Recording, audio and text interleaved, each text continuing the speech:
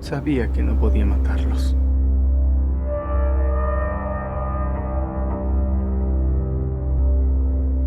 La justicia ha de llegar al final de esto. Gente más poderosa que yo lo intentó.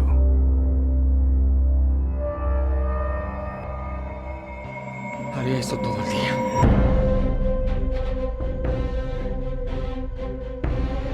Es mi amigo. Yo también lo era.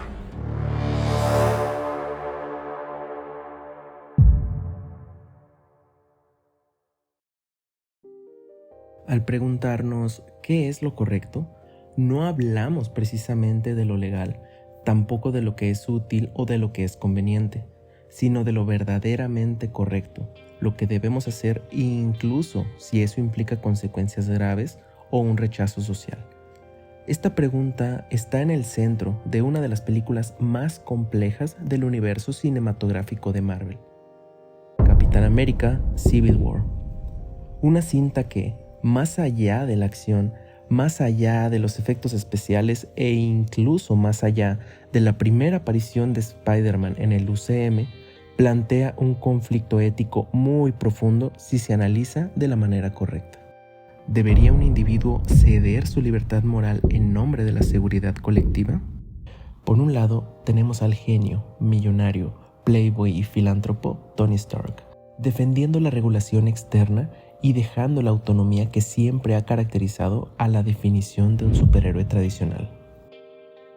Por otro lado, Steve Rogers, guiado por principios firmes y contundentes, se niega a firmar este acuerdo, que se explicará un poco más adelante, incluso si eso significa convertirse en un fugitivo o ser considerado un traidor.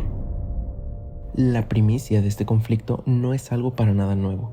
De hecho, ya ha sido debatido durante siglos y pocos pensadores lo han formulado de una forma tan radical y tan estructurada como Immanuel Kant, filósofo alemán del siglo XVIII. Su ética, basada en el deber, no en las consecuencias, encuentra un reflejo casi directo en la postura de Steve Rogers. En este video vamos a explorar cómo los ideales del Capitán América representan una ética profundamente kantiana y qué nos dice esto sobre la libertad, el deber y la responsabilidad moral en tiempos de crisis. La película comienza con un incidente en Lagos, Nigeria, en el que la operación de los Vengadores termina con la muerte de varios civiles.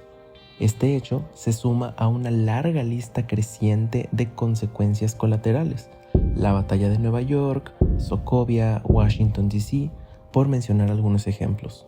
Por todo esto, a ojos del mundo, los Vengadores, aunque bien intencionados, representan una amenaza incontrolable. La respuesta a todo esto llega en forma de los Acuerdos de Sokovia, un tratado que propone que los superhéroes actúen solo bajo supervisión de un panel internacional. En otras palabras, que sus acciones sean autorizadas por organismos gubernamentales y ya no por juicio personal. Esto divide totalmente al equipo. Tony Stark, cargando con la culpa de su pasado como fabricante de armas y afectado por el encuentro con una madre que perdió a su hijo en Sokovia, considera que deben someterse a una autoridad superior que controle las decisiones sobre cuándo actuar y cuándo no. Por el otro lado, en cambio, tenemos a un Steve Rogers que se opone, no por arrogancia ni por rebeldía, sino porque cree que ceder el juicio moral individual a una institución que podría fallar o que podría ser corrompida es peligrosamente irresponsable.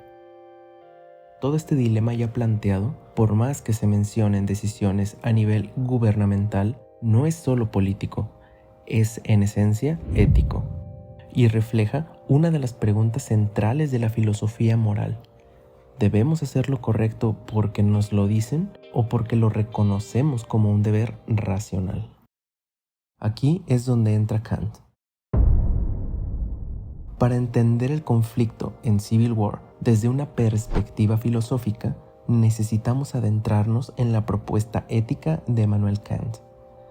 Kant argumenta que la moralidad no puede basarse en lo que deseamos ni en las consecuencias de nuestras acciones. Las emociones, los resultados o los intereses personales no deben guiar para nada nuestra conducta moral. En cambio, lo que importa es el principio bajo el cual actuamos.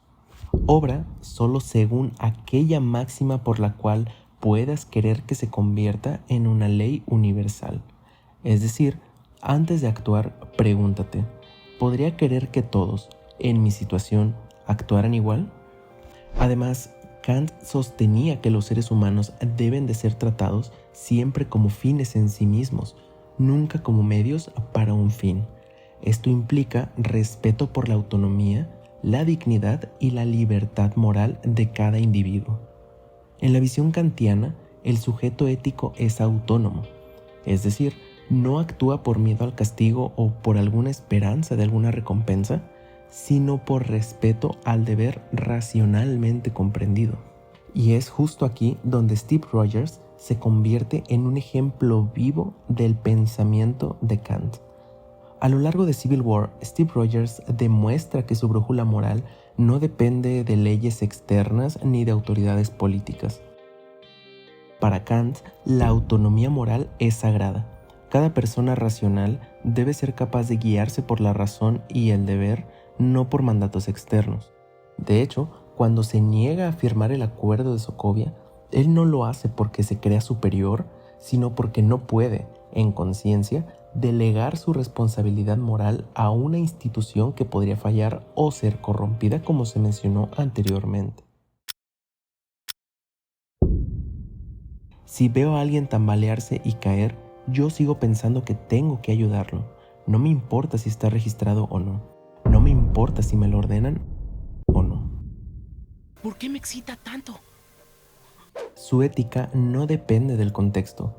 No cambia si el mundo lo aprueba o lo desaprueba. Él actúa porque cree que es lo correcto. En palabras de Kant, hace lo correcto porque es su deber, no porque espere un buen resultado. Incluso cuando ayudará a Bucky, lo pone en un conflicto directo con sus compañeros y con el gobierno.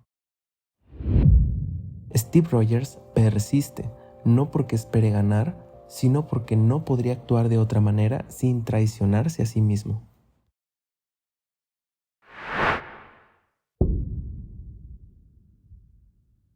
En contraposición, Tony Stark representa una visión moral más utilitarista, es decir, basada en las consecuencias. Él está marcado por la culpa, por el peso de sus errores pasados y por el deseo de prevenir desastres futuros, aunque todo esto implique restringir libertades individuales. Para el utilitarismo, lo correcto es aquello que genera el mayor bien para el mayor número de personas. Por esto Tony está dispuesto a ceder total autonomía personal a cambio de una seguridad global. Desde esa lógica, aceptar los acuerdos de Sokovia es moral porque evita potenciales catástrofes. Esta visión no es necesariamente incorrecta, de hecho, es muy común en debates actuales sobre vigilancia, libertad y seguridad, pero en términos kantianos es insuficiente, porque justifica medios discutibles por fines deseables. Cuando Tony le dice a Steve, si no aceptamos estas regulaciones, nos forzarán. Si no estamos de acuerdo ahora, será peor después. En esta parte, Tony está hablando desde el miedo a las consecuencias. Por otro lado, Steve Rogers responde desde la integridad moral. Firmar eso sería renunciar a nuestra libertad de elegir. Y aquí es precisamente donde se encuentra la esencia del conflicto ético. ¿Seguimos el deber o cedemos a lo conveniente? Pero entonces, al final de todo, ¿quién tenía la razón? Pues la película no da una respuesta correcta. De hecho, ese es uno de los grandes logros. No convierte a ninguno en villano. Ambos personajes tienen sus razones válidas, pero desde puntos de vista éticos un poco distintos.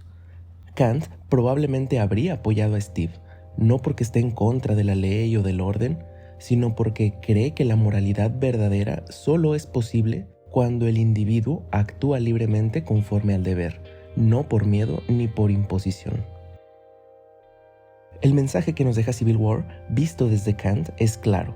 La moral no siempre es cómoda.